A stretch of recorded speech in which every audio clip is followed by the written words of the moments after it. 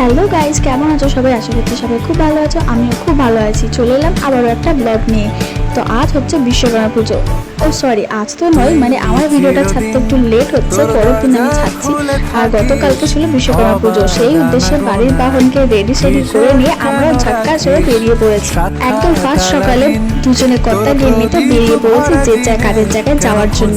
ও যাচ্ছে দোকান, আমি যাচ্ছি পার্লার। তো ও আমাকে পার্লারে ছেড়ে দেবে, তারপর আবার যখন আমাদের পুজো সব কমপ্লিট হয়ে যাবে ও নিতে চলে আসবে।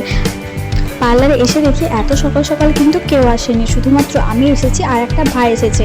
তো ও যাই হোক ওর কাজ করছিল, আমি কিন্তু এসে একদম দেরি না করে ঝটাপট বসে পড়লো ফলগুলো কাটার জন্য। যত তাড়াতাড়ি রেডি করতে পারবো তত তাড়াতাড়ি ঠাকুর মশাই পুজো করে চলে যাবে, তত তাড়াতাড়ি আমরাও কিন্তু চলে যেতে পারবো। আর সত্যি বলতে কি বলতো, এই পুজো অর্চনা নিয়ে বা ঠাকুরের বিষয়ে যে কোনো কাজ করতে আমার কিন্তু বেশ ভালোই লাগে। আমি কিন্তু মন থেকে ভক্তি সহকারে এই কাজগুলো করতে পছন্দ করি, যার জন্য কিন্তু নির্দ্বিধায় কোনো কারণ ছাড়াই কিন্তু আমি চলে এসেছি একদম ফার্স্ট সকালে। যত তাড়াতাড়ি সম্ভব হয়েছে আমার পক্ষে তত তাড়াতাড়ি কিন্তু আমি চলে এসেছি। আর এসে দেখতেই পাচ্ছ আমি কিন্তু যথারীতি ফলগুলো প্রায় কাটা আমার কমপ্লিট হয়ে গেছে। আর একে একে কিন্তু সবাই চলে আসছে আর এসে আমাকে কিন্তু বলছে, বাবা এই তো মা লক্ষ্মীর মতো এসে কাজ করতে শুরু করে দিয়েছে। আমার কিন্তু এরকম কমপ্লিমেন্ট পেতে বেশ ভালোই লাগে। আশা করছি এরকম কমপ্লিমেন্ট পেতে সবারই ভালো লাগে। এই ভিডিওগুলো এতটা স্পিডে দেখানোর একটাই কারণ, যাতে করে তোমাদের সবটা আমি দেখাতে পারি, কারণ ওরকম কেটে কেটে দেখানো আমার খুব একটা বেশ ভালো লাগে না। আমি যার জন্য পুরো ভিডিওটাই রাখছি আর সেটা স্পিডটা একটু বাড়িয়ে দিয়ে তোমাদের দেখাচ্ছি। আর এখানে দেখো ফল কাটা কিন্তু আমার প্রায় কমপ্লিট। এবারে ঠাকুরের সামনে সেগুলো সাজিয়ে দেবো।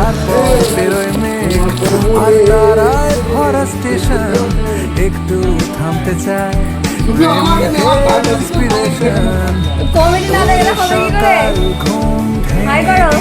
পারি পারি তোর ছিঁড়ে দিতে পারি, তোকে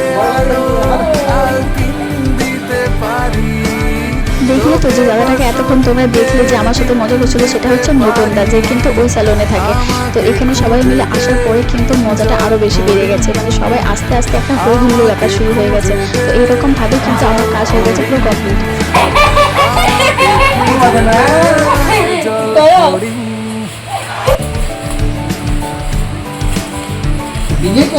মানুষের যারা জানুয়ার সবাই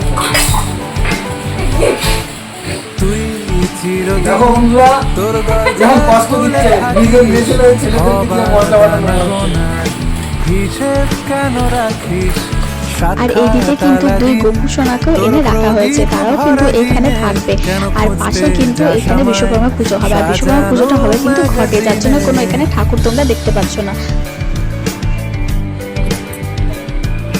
এতক্ষণে ঠাকুর মশাই আসার সময় হলো, প্রায় 1.5 ঘন্টা মতো আমি সমস্ত কিছু রেডি করে আমরা এখানে ওয়েট করছি ঠাকুর মশাইয়ের জন্য। ফোন করে যাচ্ছে, তিনি ফোন আর তুলছেন। শেষমেশ ঠাকুর মশাই এসে হাজির হলো, আর এসেই কিন্তু ঝটাপট এবার পুজো শুরু হয়ে গেল। আর এদিকে ঘট বসানো কিন্তু হয়ে গেছে, মানে ঠাকুর মশাই এরকম করে না কোনোবারে, কিন্তু এইবারটাই এরকম হয়ে গেছে। উনি আস্তে আস্তে প্রায় 1.5-2 ঘন্টা লেট করিয়েছে। আর এইদিকে দেখো সবাই কিন্তু হাজির।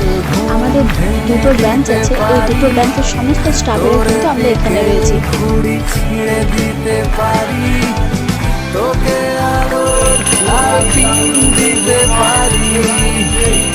মাথায় বুদ্ধি থাকলে কোনো কিছুর অভাব হবে না, তেমনই হচ্ছে এইটা। মানে এখানে কাঁসর ঘন্টা ছিল না বলে ও কি করেছে, টিফিন কোটোটা নিয়ে কাঁসর ঘন্টা হিসেবে কাজে লাগিয়ে দিয়েছে।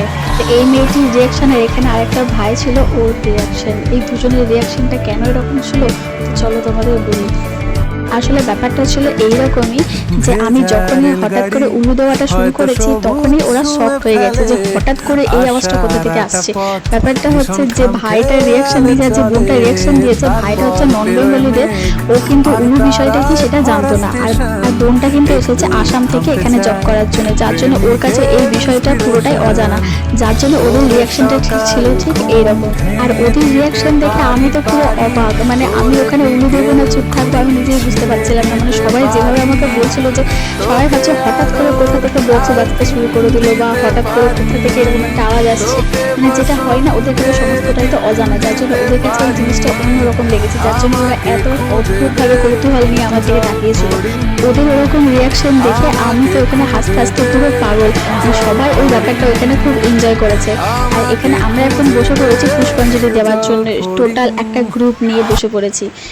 আর বিশ্বকর্মা পুজোতে সব থেকে মেন যেটা ছিল সেটা হচ্ছে এই স্বস্তিক আঁকা বা 3টে ডট আঁকা। আমরা ছোটোবেলা থেকে যেটা করে এসেছি, আমাদের সাইকেল বা আমাদের জিনিস যেমনই ভাঙা ফোটা থাকুক না কেন, আমরা কিন্তু তখন সেটাকে একদম ধুয়ে মুছে পরিষ্কার করে ঠাকুর মশাইয়ের থেকে এরকম 3টে ডট দিয়ে পুজো করাতাম।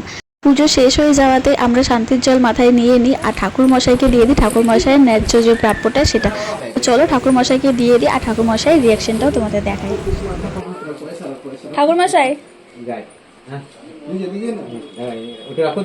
হাত ব্যথা হয়ে যাচ্ছে। রেখে দাও। না আপনি ধরুন না, আমি হাতে হাতে দেবো না।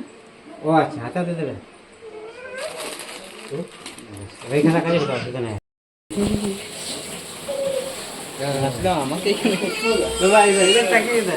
এত ঘেমেছো